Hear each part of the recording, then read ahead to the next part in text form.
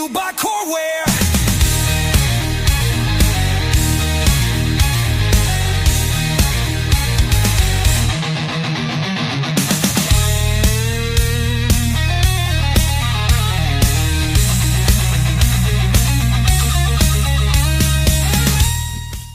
Hey, Greg, that's your song, man.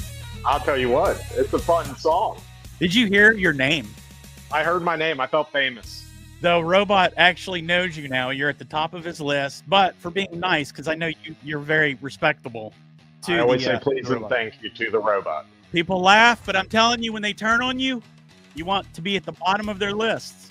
Absolutely. You don't want them to steer you into oncoming traffic in your Tesla or even any car. Here's what I tell people about AI.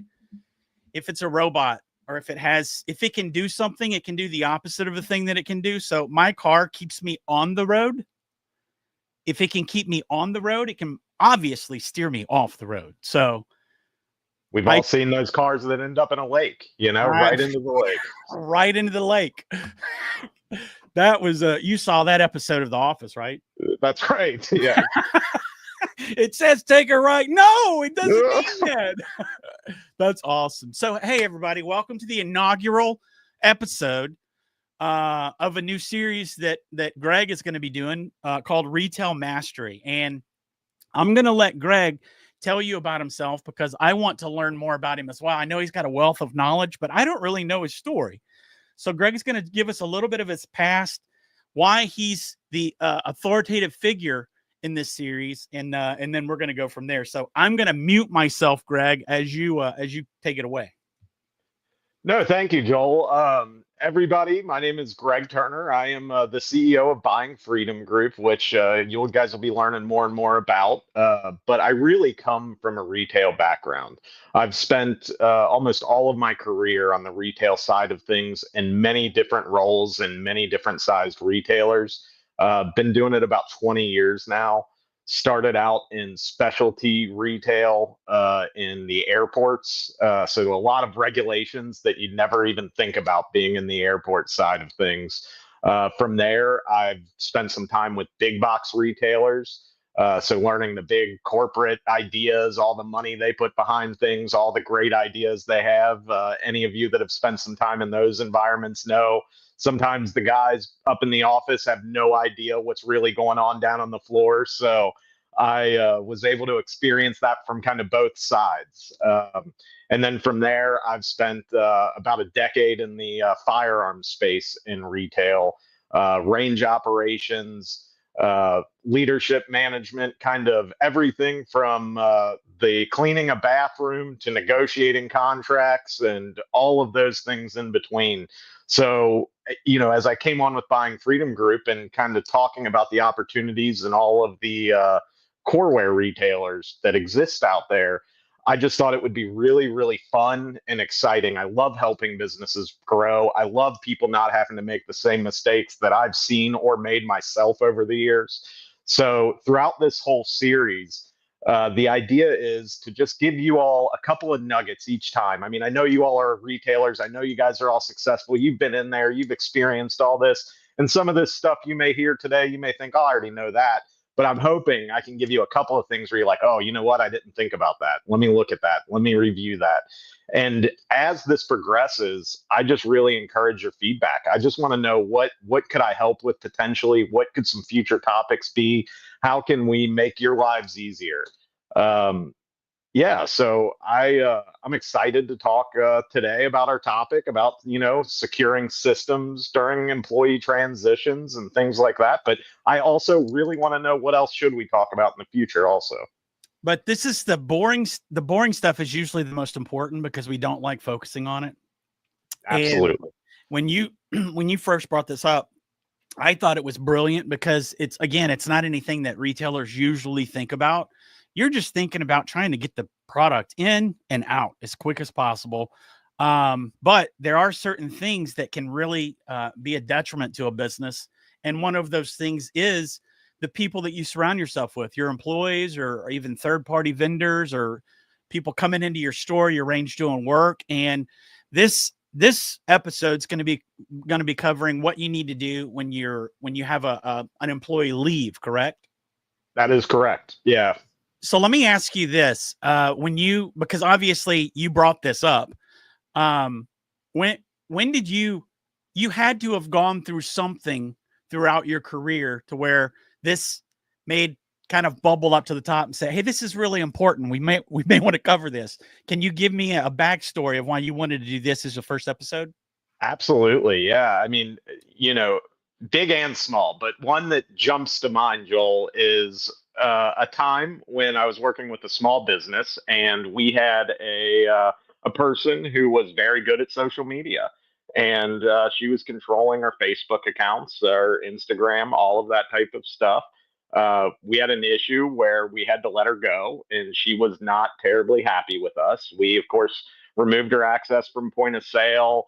We took her out of the scheduling program, and I'm embarrassed to say we completely forgot about the social media You side let for. her hang on to her bullhorn. We let her hang on for, Oh and man. not a long time either, Joel. I mean, I'm talking, 3 hours, and with 3 hours, It doesn't take long to do it any does damage. no time at all. And within 3 hours, our Facebook profile picture had been changed to a middle finger. Oh my Um, gosh. Yeah, yeah. So had to learn that lesson the hard way. Uh, um, and then, Wow. additionally, even at big box, where there's all kinds of controls in place, somebody had access to the point of sale still because the people that removed that were out of the office at 5 p.m. They got let go at 6 p.m. And before you know it, there was somebody that they had shared their credentials with, not caring, another nefarious actor, and they were just processing refunds left and right. So, real monetary loss to the business in that case. Whereas, obviously, with the social media, there's the brand loss that you get there and just the embarrassment out to your customers. So, there's just so many different ways that it can happen.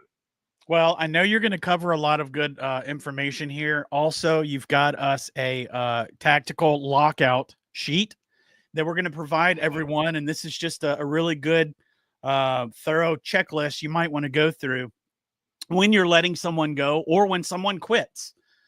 You probably need to you need to do the same things because not everybody quits for the same reasons. They may quit because they hate you. So might be good to be safe with that. Let me ask you this, Greg, because I'll be honest with you. I feel like I'm interviewing somebody that wrote a book and I didn't read your book, man. I'm sorry. That's okay. That's But let me okay. ask you this: that your checklist is good, but do things need to happen before? I'm assuming that things need to happen before the employee is notified, so that you've got everything lined up where all you have to do is kind of figuratively Yes. click a button and it's all taken care of. Because obviously you don't want to tip them off, right? Yeah, Okay. timing is very important in this whole process. Okay. And you want to have your play sheet already made, knowing exactly what you're going to do. You have your trusted group or your people that are responsible for locking these people out when you decide to move on and terminate them. So absolutely. And we'll get into like an SOP. Everybody should have an SOP for when these employees leave, whether on their choice or your choice.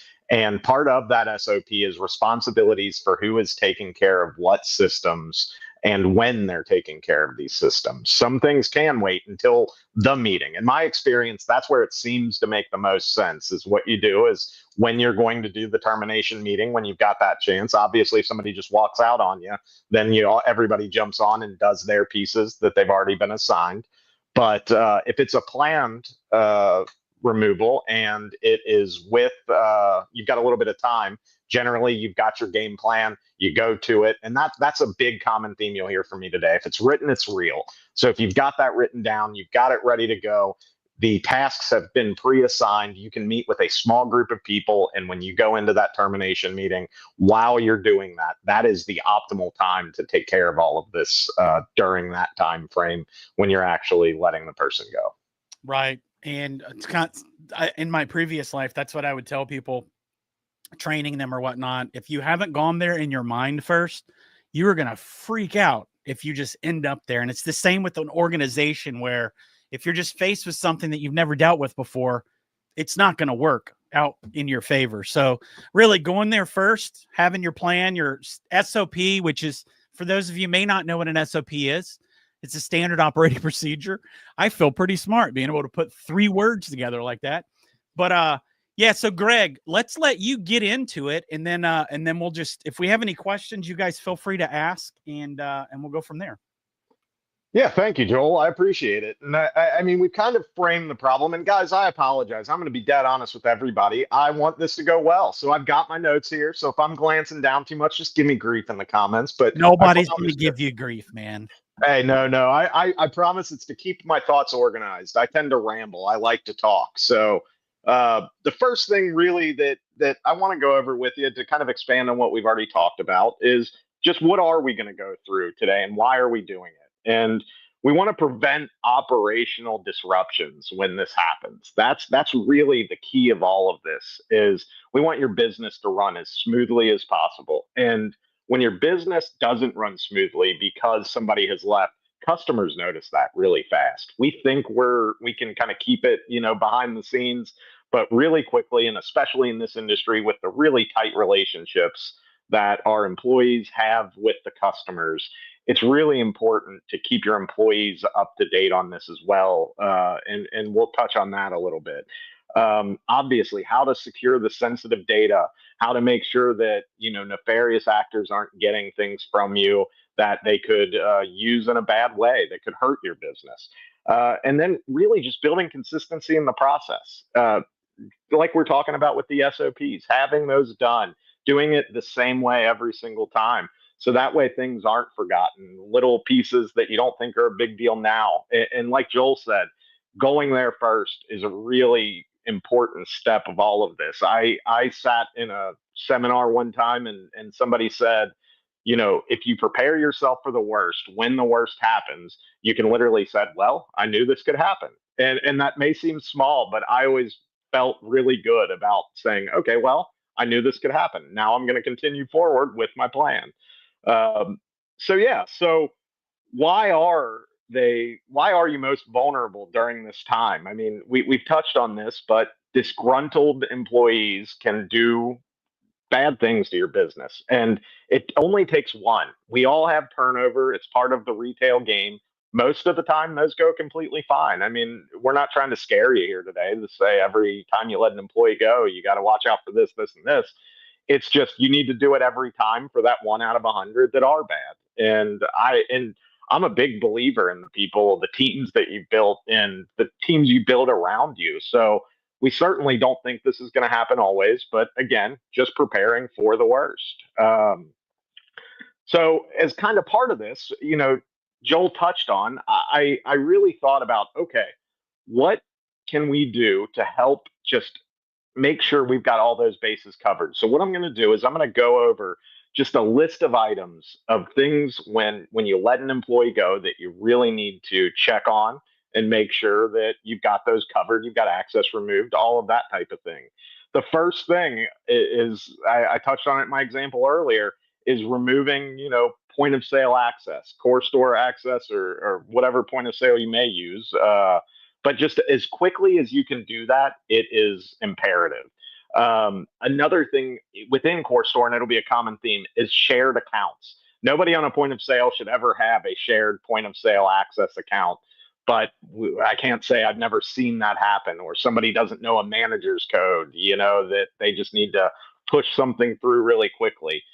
First of all, part of your SOP and a bigger, just outside of employees leaving, you should never have any shared access. Each code and each login should be unique for each user. That's something that I can't tell you how important that is. But getting in there and making sure that is done as quickly as possible, that's exactly where I'd start. Another thing, kind of after the fact, or even if you're leading up to it before the fact, depending on the situation, is checking the logs, checking an audit trail of what that employee has done within the point of sale. Have they been doing more non-received returns? Have they been doing cash returns? Have they, any of that kind of asset protection type thing that you can look at? I would encourage you to absolutely take a look at that, because people, that is the part where I say I really do value everybody, and your team is amazing. I've been shocked by the people that you find out were stealing that you would never guess it. It's usually not the person you may think, hey, I wonder what's going on with them. It's typically very, very surprising. So in every single termination or exit of an employee, I would absolutely check that their trail of the last few weeks. See if look at their returns. That's really the best place to look. Check out returns and see if there's any unusual activity. Real quick, Mhm. I have two things. First, I know Yeah. this. If I'm a retailer out there, I'm probably sitting aghast.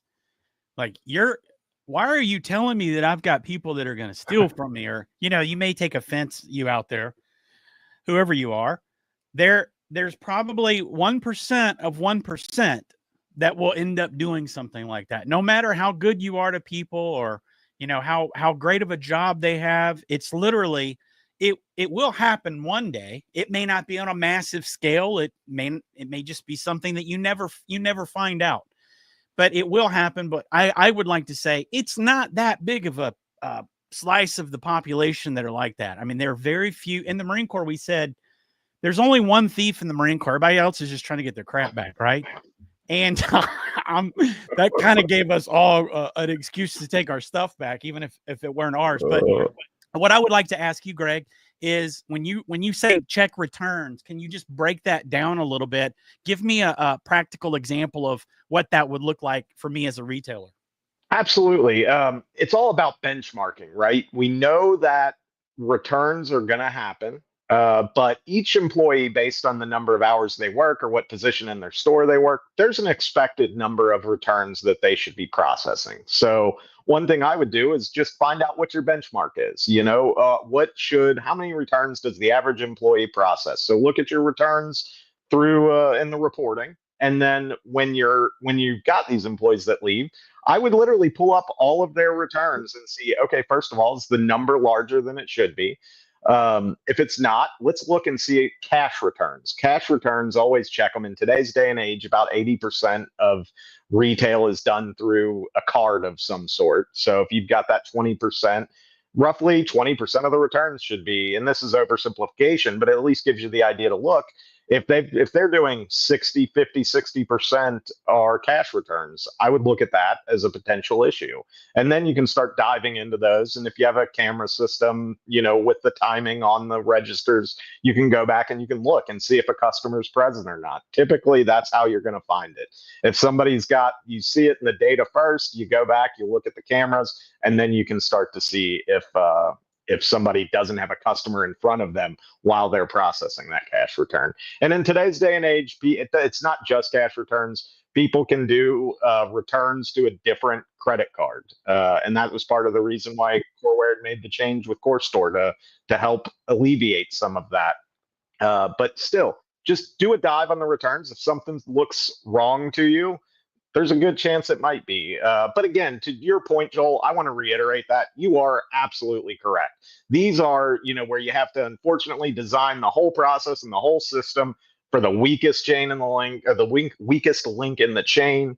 And I do not think this is the vast, vast majority of No. the people we're working with, but we And just have to plan for those and people. we feel kind of nasty talking about it. Like, we shouldn't be talking about this stuff, but unfortunately there just are a bunch of S bags out there in the world, and we just have to, make it as hard as possible for them to do anything wrong. So what I'm gathering from this first little portion is you got to set a baseline. If you're managing or you own the store, you should be able to look at a glance and see any anomaly going on with your sales, right? You should be like, man, Absolutely. that's a lot you should have the pulse of your store, right? And if you own the place and you have someone managing it, make sure they have the pulse. Make sure they're passionate about whatever it is that you have them doing, because you want them to be just as protective of your business as you are. So again, it's all a trust thing, and I hate that we have to talk about this, but it's just the world we live in. So I'm sorry, Greg, go ahead, man. No, please. I appreciate it. So we've talked point of sale. I mean, in a very similar vein, the next is going to be your e-commerce platform. Coreforce, you want to make sure that they don't have any logins there as well. Obviously, we all know the havoc people could wreak with deleting orders, filling orders, creating coupon codes they're sending to their friends, or God forbid they put on Reddit and you're selling things for next to nothing. It's coupon codes is another area. If that's one thing you definitely want to check, even outside of terminations, is just do a quick search on Reddit for your location and any coupon codes. And I hope you're not, you may be surprised what exists out there. I've never heard this before. So can you tell me something?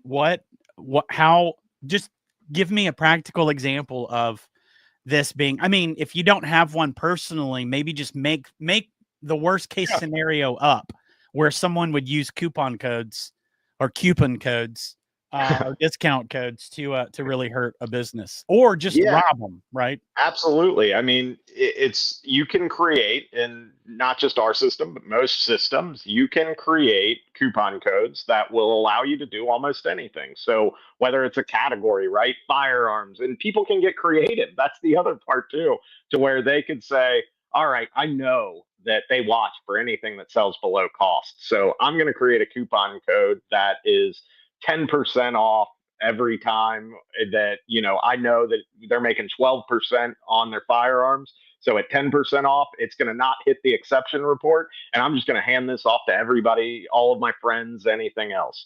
Worst case scenario, they could say, okay, I'm going to create free item.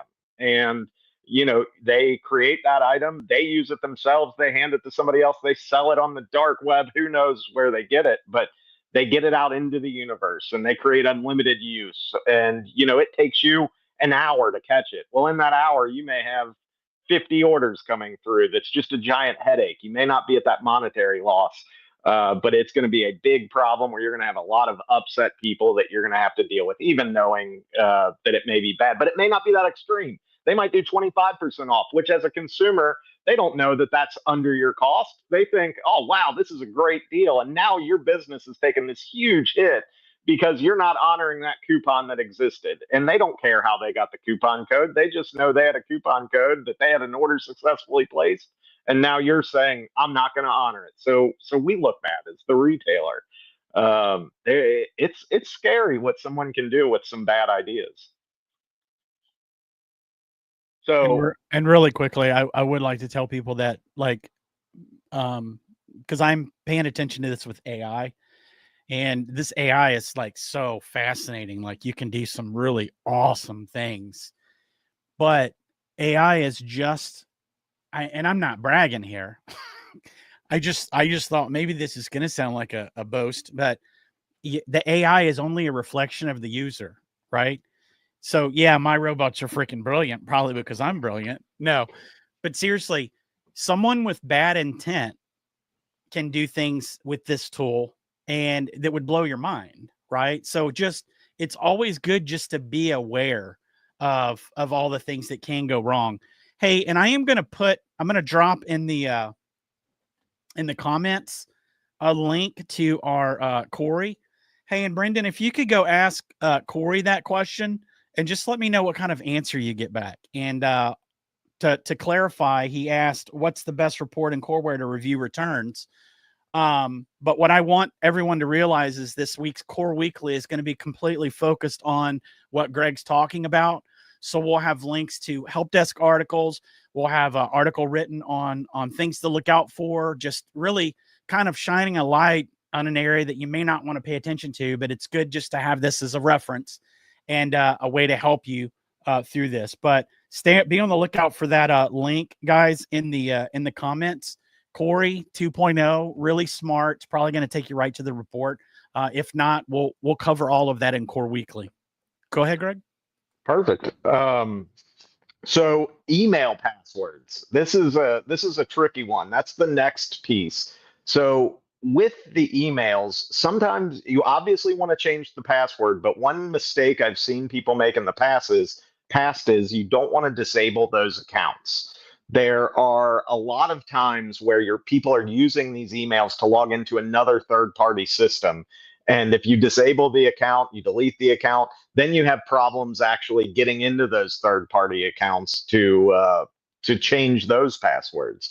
So, of course, change the forwarding rules. Get the emails forwarded to the next responsible person. Sometimes it's going to be yourself. Other times, in a perfect world, you've got somebody ready to step right up into that role and you can send it right on to those people.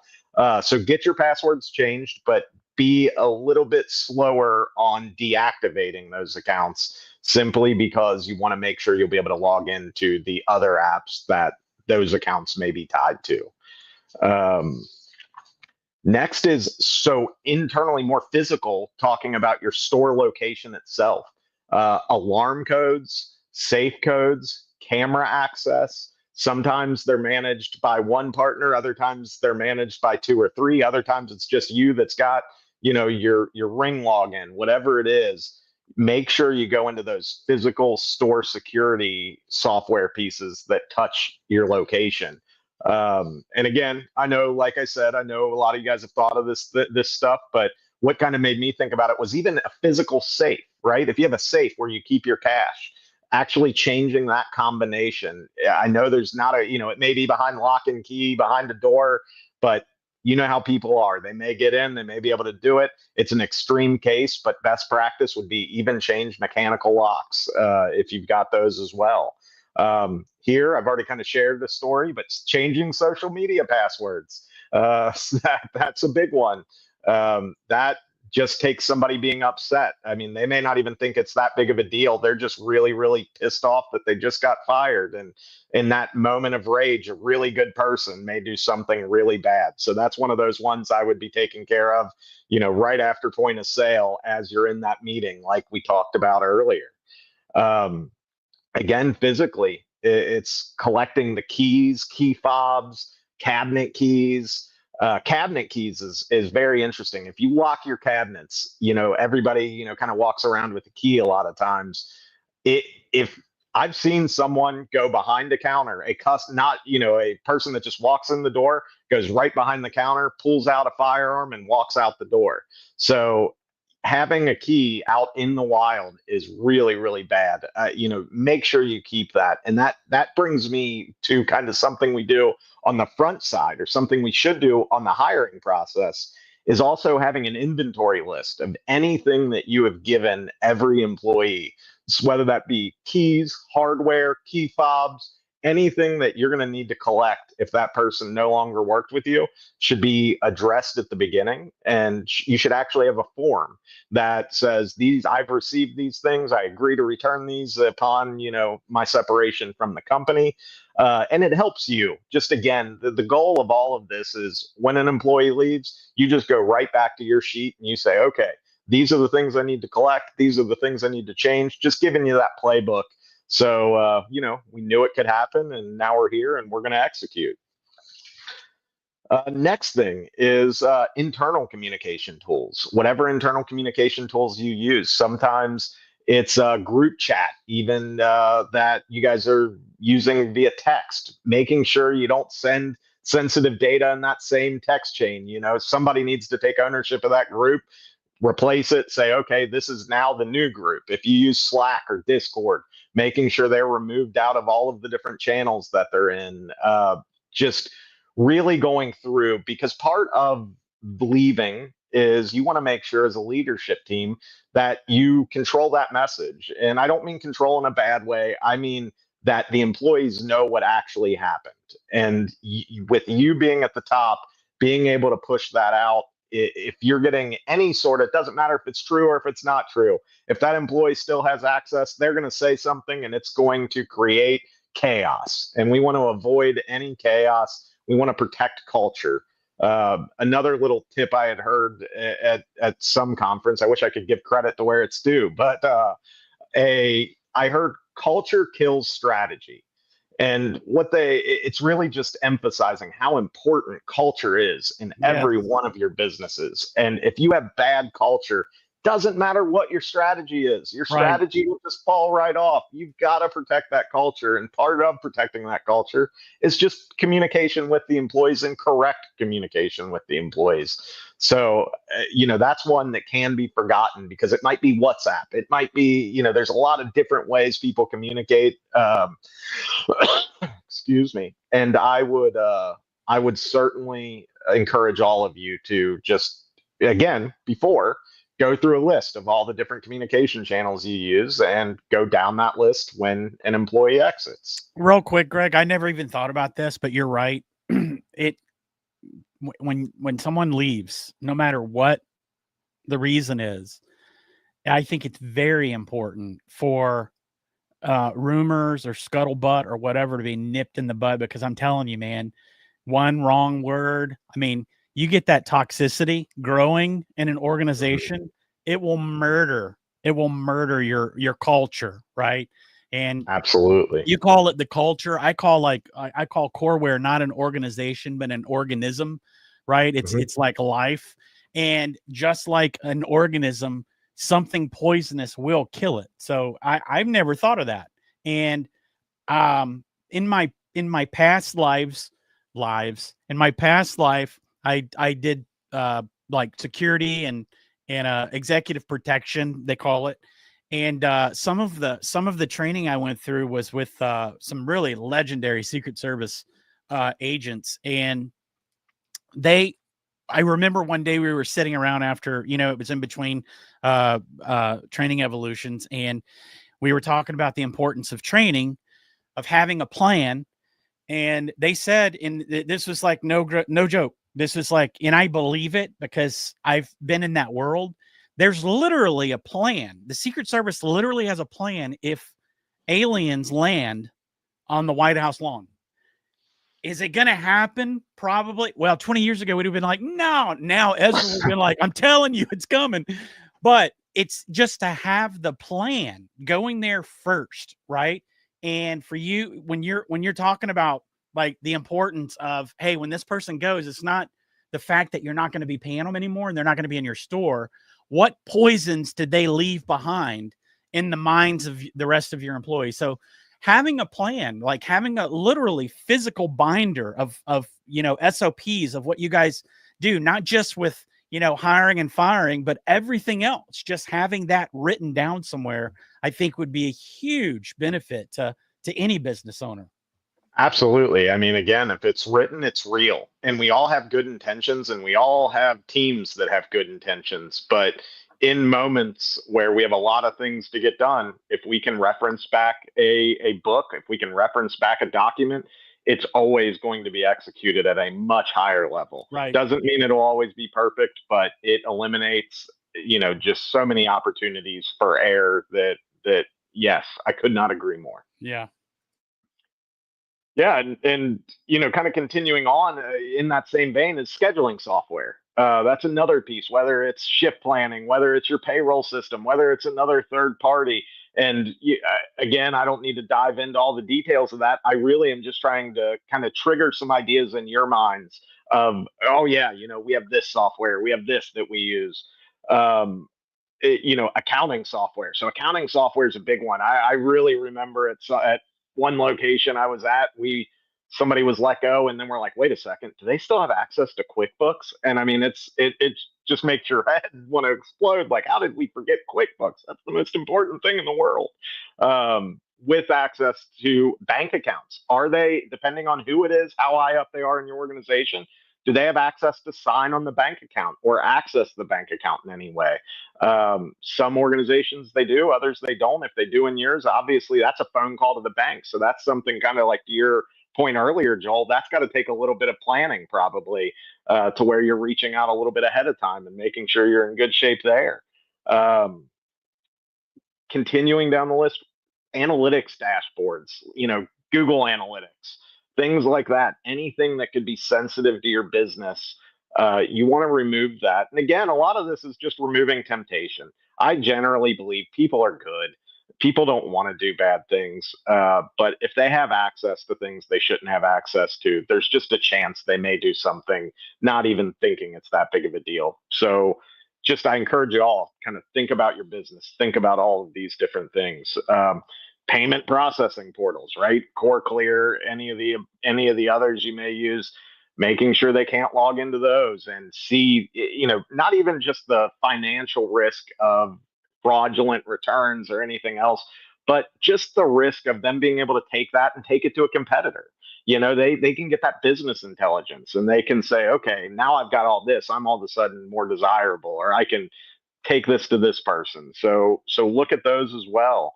Um, where you store, we're talking about all these SOPs. In my mind, they live on like a Google Drive or a Dropbox or some sort of shared document space. Making sure you remove them from those systems as well is very, very important. Um, Camera systems we've talked about a little bit already here. Um, Here's a big one. Tasks. What was that person working on? What did that person have up in the air? What special orders did they have for a customer that was a problem that they were, working with this distributor or that rep or this person? Making sure any tasks that were assigned to them are addressed and then moved on to somebody else so they can take care of those issues. Also, reaching out, partner management. That's another piece. There's times where one employee is the guy who deals with Sports South, and I'm making this up, but you want to call that Sports South rep and tell them exactly what's going on and that person doesn't represent your business anymore. Um, so yeah, that's one where you've really got to know. You got to know some before you go through with the termination. And I'm talking about it from that standpoint. Obviously, there's times where people just walk out, and certainly you need to know that as well. But knowing kind of the feel of your business, who those people are interacting with, reaching out to those partners, couldn't recommend it anymore. CRM, you need to make sure your CRM system is locked down as well. And there's a lot of different, sometimes you have people in there more than you should, and that's part of this whole exercise. Is really all of these things you should be reviewing quarterly. You shouldn't just wait until someone leaves to go through all of these systems. Each quarter, it's really best practice to go through everything and do two things. A, make sure that everybody who's got access to all of these different platforms, do they still need access? That's just good practice. And then second, are there any additional systems that we brought on or any ones that we've shut down? And then it becomes a really fun accounting exercise too, where you can actually cost cutting, you can save yourself money by saying, you know what, we don't even use this. Like, why do we still have people signed up for this? It keeps it in the front of your mind. So from this, that is another big thing I would recommend is just make sure you're doing a quarterly audit of your process and look at it from all. Yeah, I imagine a lot of you here are management business owners, look at it from the financial side as well. And it's a really good exercise to just say, do we need it? And there's some things you do, some things you don't. Um, and then business equipment. We talked about that a little bit, but laptops, phones, key fobs, anything physical. Again, I recommend you having a sheet on the front side where anything you're handing out, you get that signed, you get that updated. And so then each time someone leaves, you just go right back to that sheet and you've already got it done for you. And then, documenting the exit. That's another big thing here is you want to make sure that you cover your bases from a legal side and making sure that really documentation is just key. And documentation doesn't need to be fancy. Documentation can literally just be a note that you're writing about all of this. On this day, we let such and such person go. The reason they were terminated is because of this. They had been spoken to, on these occasions. Just I'd encourage you all to do that, just to drop in that file with that person for in case you have an EEOC claim. If you have an EEOC claim, you can go right back to that folder, pull it out. You've got all of your notes from a year ago, from 6 months ago, from whenever it was. So with each termination, I would highly encourage you to just write a summary that you keep in that employee's file that just outlays everything you did and why you did it. So that's kind of the checklist of all the items, and there may be more. Again, each business is unique. I use that as a base, and I'd encourage you to fit it around your business specifically.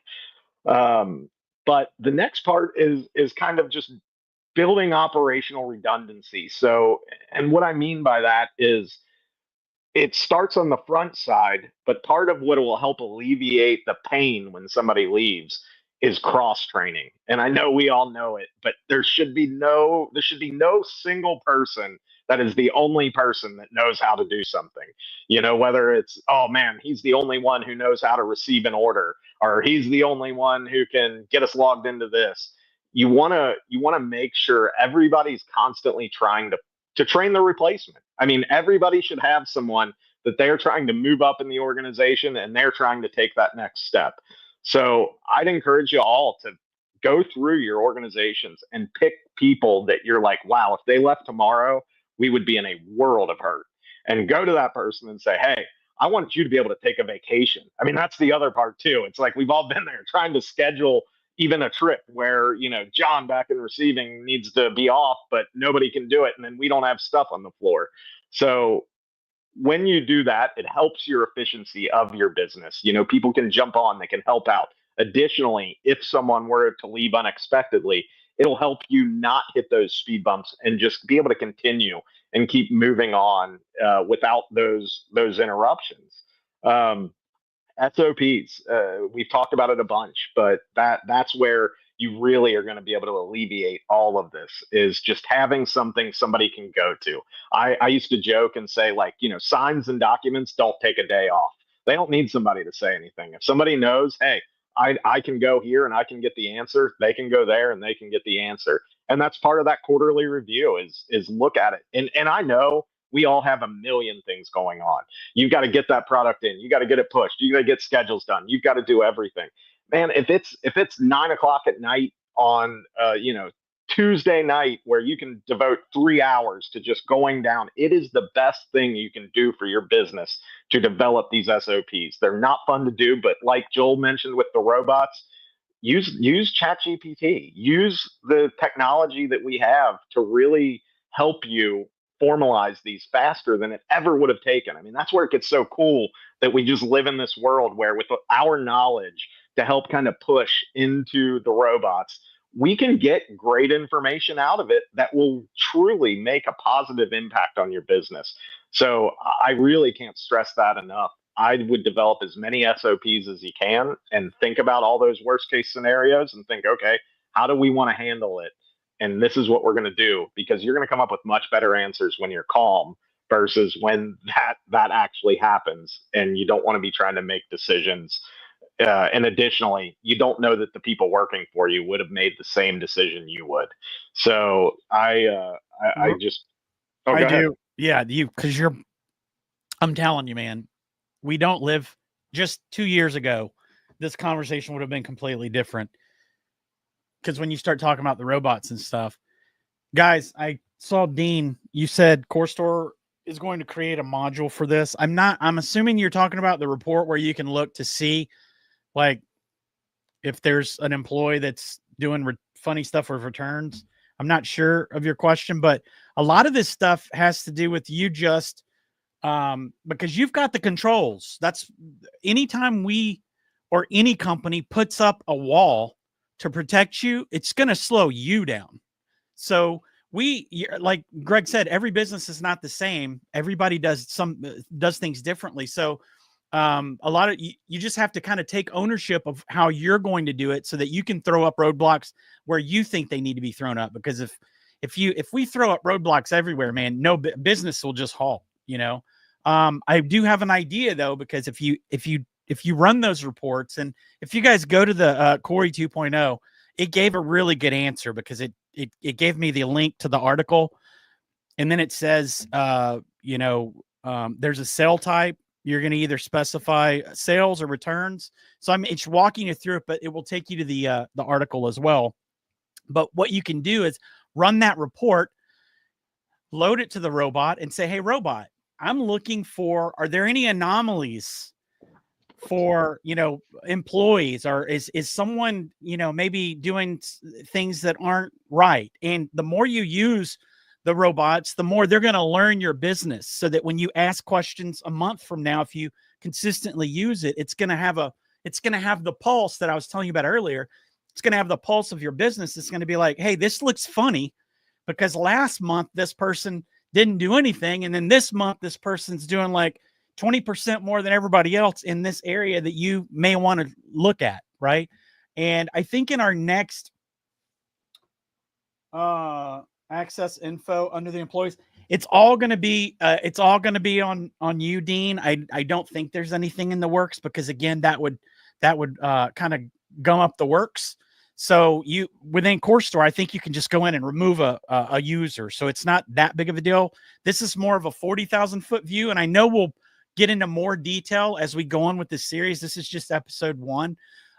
So just keep those questions coming. And then in our next episode, maybe, well, I know we're going to have some more people here that will be able to address product specific things from a Coreware perspective, but we'll have a AI webinar coming up probably in the next 2 or 3 weeks. And what I would like to do is maybe Greg can give me some ideas on, hey, what would the person be that would specialize in what we're talking about here. So if it's like somebody in accounting, we would go and we would create an accounting bot, right? And we would, kind of educate that bot on this industry and tell them things to look out for, so that you can go in and access that bot and then start feeding those reports and saying, hey, I'm looking for anomalies. I'm looking for things that, here's my baseline, but obviously this looks a little different from last month. And we would like to help you create those special bots, or basically it's just people. You're creating people without souls, right? But we want to help you have the tools that where this stuff's not going to sneak up on you, right? So somebody that can write your SOPs that makes sense for your business, right? That has your culture and all that stuff. So I just wanted to throw that in there, Greg, because when you start talking about this stuff, it's like there's no reason why. And a lot of this stuff I'd say in the next year is probably going to be automated anyway, with agentic AI coming along and having literally bots to go in and just constantly monitor things and take care of things. But right now it would be good for just to hop on board and start making all these things yourself, because nobody knows your culture like you. So Greg, thanks, man. I know you're a believer in the robots, not on a religious basis, but you believe in the it just empowers people. Like you're able to do things that you would not otherwise have been able to do a year or two ago. And we're stupid if we don't take advantage of it. We have to take advantage of it, right? And it's a time saver, and it makes you more efficient and profitable. Well, and like you talked about, Joel, I mean, one of the things that they really do well is exception reporting.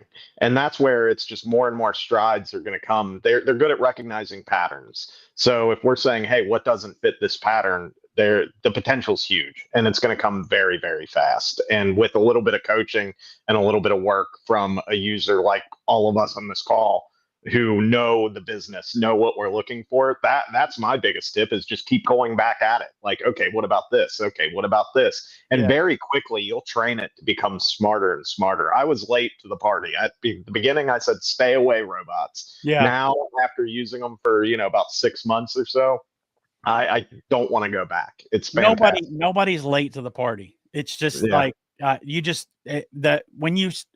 it's good that you feel that way. Other people, when they jump on, if they jump on late, they're going to feel like they're late. You're not late. We're all at the same pace right now. We're waiting for that next big step, which I think it's already happened. And historically, we'll look back on a certain date and be like, oh my gosh, that's when they came alive. But just start using these things. Expand your mind. If you're a business owner or a manager, right? If you want to impress that owner, you can use these tools that will blow their mind. You're going to be able to do the work of 5, 6, 7 people, right? And you'll be able to specialize in that work, even if you're not completely educated or certified or whatever. You'll learn as you start talking to that robot, and we can help you with that. This stuff's my passion. I love showing people how to use these tools, because you'll skyrocket. Your efficiency will skyrocket. And who wants to work all day? Like, I don't want to work all day. When I work, I want to like super focus on it, get it done. And I'm like, my gosh, that was fulfilling. Now I can go be worthless somewhere. So let us know if we can help you with anything. I'm going to try to sprinkle some of this in future episodes. So if there's anything that Greg's like, hey, I wonder if there's a bot that would do this, dude, Greg, I will build the bot. You can build the bot, because in a month you'll be building bots. But We'll just provide that bot at no charge because everybody's using ChatGPT. You just go access that bot and you'll have all of its knowledge. So we'll start providing things like that because that's the world we live in now. And you got me motivated now, man. Thank you so much. No, I'm excited about that. Let's build that bot. That'll be fun. And Lots of that'll, bots. yeah, lots of bots. I mean, and it is to kind of add on to what Joel said. I find it insanely rewarding to know how much work used to go into creating like an SOP. SOPs were just, oh, come on, use the bots and they're going to get you 80% of the way there. And then just keep feeding it. No, what about this? No, what about this? And you will make it makes me feel good to your point of, yeah, let's go do something else. It just makes you feel good to see how much you can get accomplished so quickly. So I'm on that train with you, Joel. Awesome.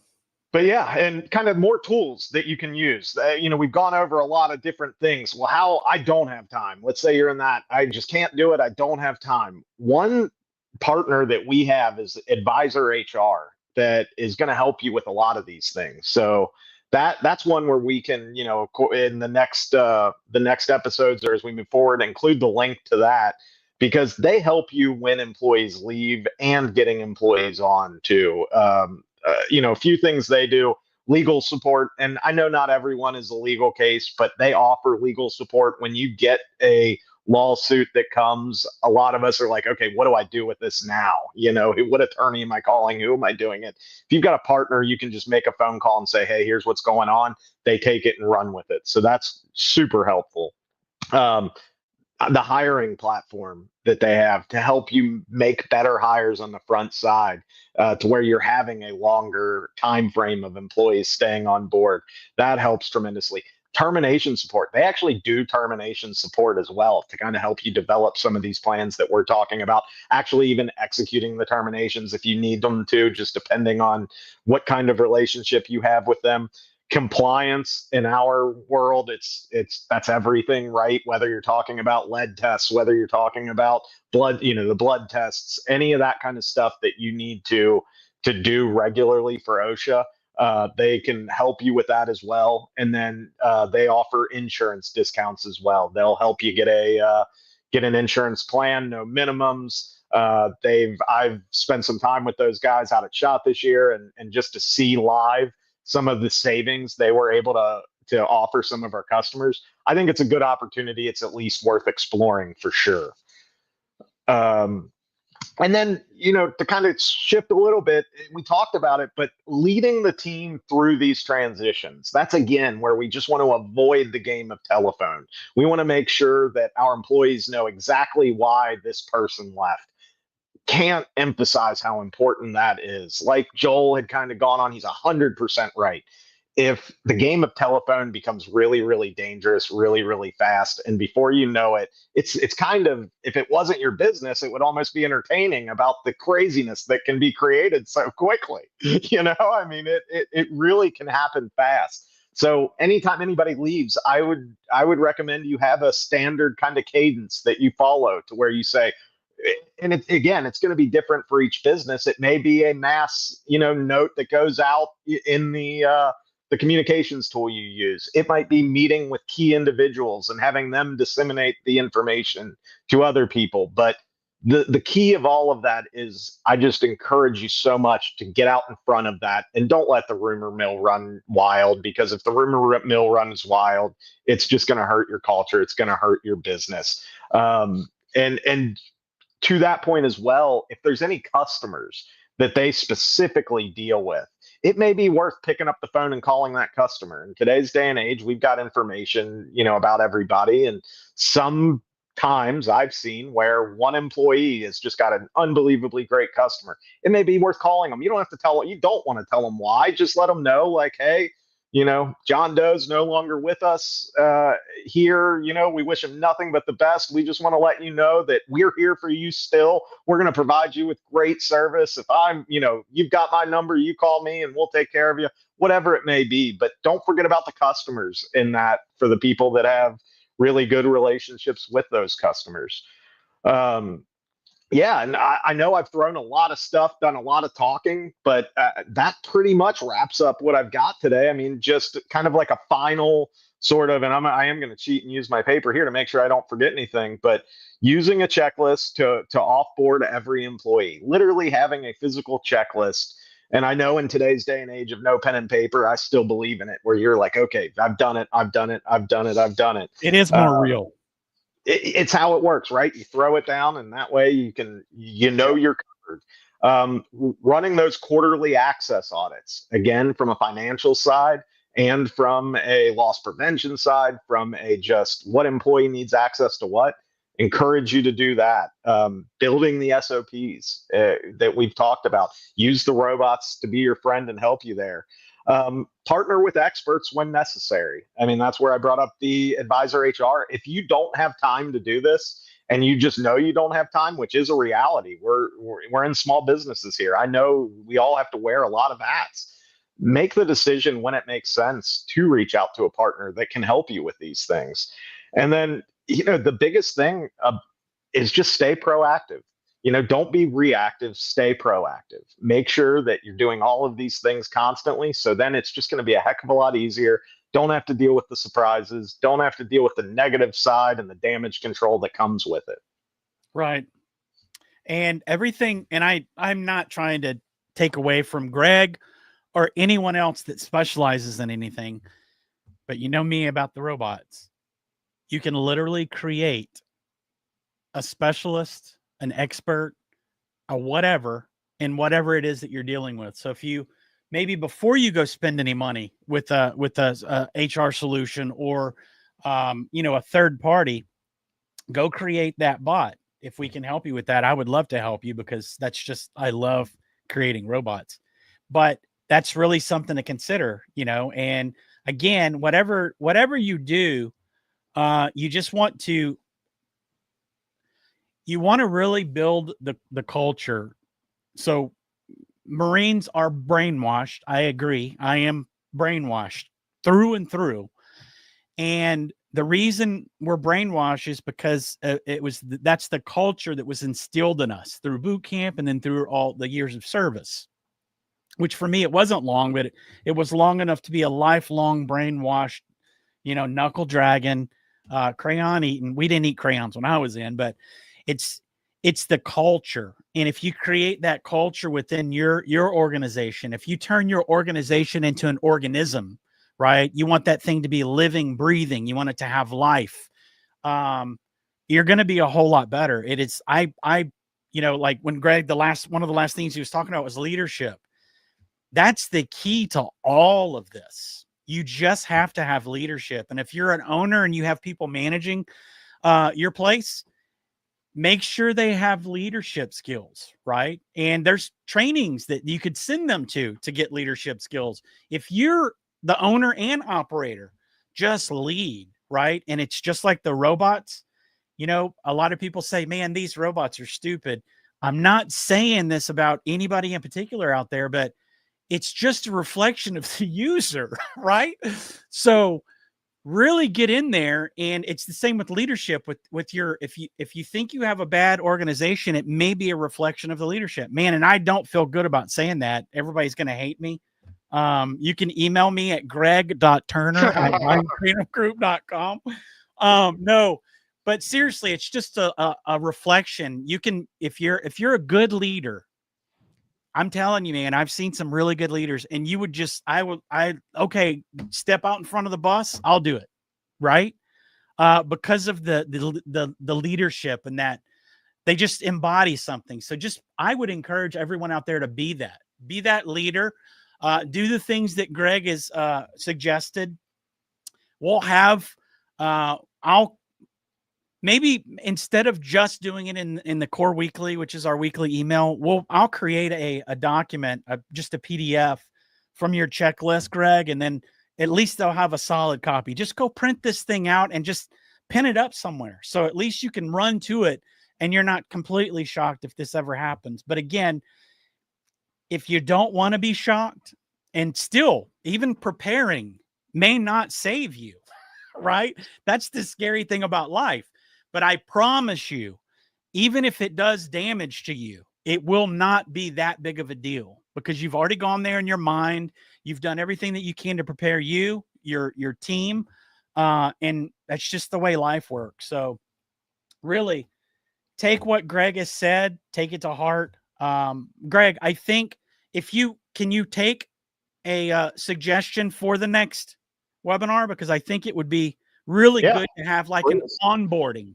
Like, how do you Yeah. onboard? What are some good ways to onboard? Because I know at Coreware we've we've done a lot in regards to helping our users come on board and have the training materials that they need. That same thing needs to be applied in any organization. So you gotta have, again, you got to go there before you can go there. And I'm sure you've got a wealth of knowledge on how to bring good, solid people in. Yeah, no, So that's great, Joel. I think that's a great suggestion. And yeah, I've made all the mistakes. So that's the good thing is we can not have those repeated. So I right. think that makes a ton of sense. So that will be our next episode in this series, which is the retail Retail mastery. mastery. Yeah, I retail remembered mastery. it. Yeah, Retail you got it. mastery. I got it, man. That's amazing. Um, to cover some other things, we do have a webinar later this week. I think it's on Wednesday. And I believe it's Core Force. I should have been prepared. I just got a text reminding me, I think. Maybe I didn't. I think it's on Core Force. It's the Update Live series.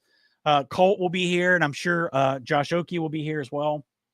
We'll go over some things that are going on with Core Force. Friday, we're going to be having a compliance corner live video. We're not sending out invites or anything, so just make sure you're subscribed to our YouTube, X, whatever. Turn those notifications on. We're going to be introducing you to Andrew Graham. I'm sorry. I need to ask him what he prefers. His emails are Andy, so Andy Graham. Andy Graham sounds so nice. Andy Graham, Yeah, would you like an Andy Graham? sign me Right? up. Yeah. Sign me up. So, and Andrew Graham was with the ATF for many, many years. So he's going to give that perspective. We're going to introduce you this Friday. I think that's April 4th. And then the following April 10th, we're going to have a full on webinar with Tony Keller, who is our compliance manager, and Andrew Graham, who is also a consultant for us. And they're going to talk about what you should get ready for in regards to an inspection or an audit or whatnot. So stand by for that. We've got a lot of good things coming up. Hey, is anyone, Greg, we're going to be going to it's not like we probably won't see our customers there, but we'll be at where's that located? The marketing, the NSSF Oh, marketing. the NSSF, is that Clearwater Beach, I believe? Clearwater, Right? Florida. Clearwater? Yeah. Yeah. And so that's in May, right? May 13th through the 15th, I believe. And then in June, we've got the Sports South show. So we'll be at the Sports South show, and that's here in my hometown. Actually, it's across the river in Shreve-Ganistan. I'm just joking. It's Shreveport, Louisiana. So that's really exciting. I think in July, we have the NSSF Range Retailer Show. So that's where we'll probably see some of you guys, and we would love to. If you guys are going, be on a lookout for emails. Maybe we'll do a dinner like we do for SHOT Show. Who knows? But it's something I'm sure Ezra's open to. Again, he is a foodie, and we love to share food with people because it's probably one of the best things that people can do together is eat, right? You're not wanting to fight when you're eating. So be on the lookout for those announcements. Do you have anything else, Greg? I think I covered everything I needed to cover. I'm so glad you were here today. This has been eye-opening because you were telling me things that I haven't even thought about. And it's funny when you were talking about physical locks, like, hey, if you've got a safe, maybe change that combination. 20 years ago, that would have been the first thing we covered. And then we would have covered all the digital stuff. But it's funny how everything's flipped. We live in a digital world, but we cannot forget the physical world that we live in as well. But yeah, this has been a great webinar, and it's been a great first episode, and I can't wait for the next one. I ask all of my the people that I record with, this is your series, but I always like to ask people before we get off, do you have any final parting words? Do you have any dad advice, like Grand Thumb does? Anything like that? Yeah, no, I mean, the only thing I'll say is make sure your shoes match your belt. You know, just a good that's a good life lesson to kind of follow. Make sure you're in conjunction. Can you help me with something real quick though, for real? Yeah. Yeah. I've never understood that. Now, make sure your shoes match your belt. Yes. So So don't wear a this black belt with brown shoes. came from my grandfather. So, Joel, I'm never going to question it because I wore brown shoes and a black belt one time as a child to church. And I was told, make sure they match brown belt, brown shoes, black belt, black shoes. So that's how I live. And it really sucks for people like me because I am literally, no joke, colorblind. So I'll help you out, Joel. You've thrown, you can ask me. please do, because you've thrown something else in. Because I don't even, that's why you always see me with black, or you see me with those Hawaiian shirts. I don't have to match it. It's assumed that I don't care, right? Absolutely. But with that, everyone, thank you so much for joining us, and we will see you in the next one. Thanks, everyone. With Greg in your corner, it's a smoother ride. Coreware's here to help you shine. Better retail, one step at a time. So don't miss out, we're just getting started. Next episode, yeah, you're wholeheartedly invited. Same time, same place, bring your fire. Let's build the business you truly desire.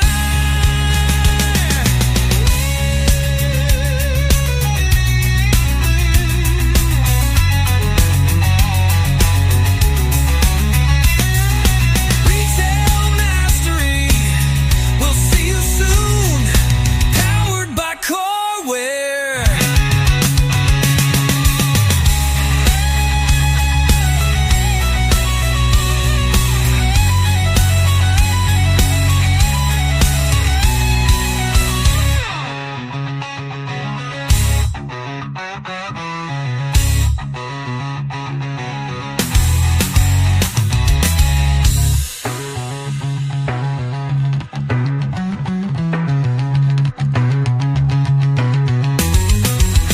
That's a wrap.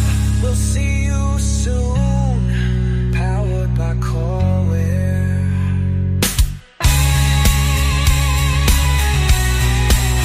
That's a wrap. A one night done. Retail Mastery's just begun. You've got the tools, you've got the drive. Now go help your business thrive. From the floor to the cloud, we're right by your side. With Greg in your corner, it's a smoother ride. Coreware's here to help you shine. Better retail, one step at a time.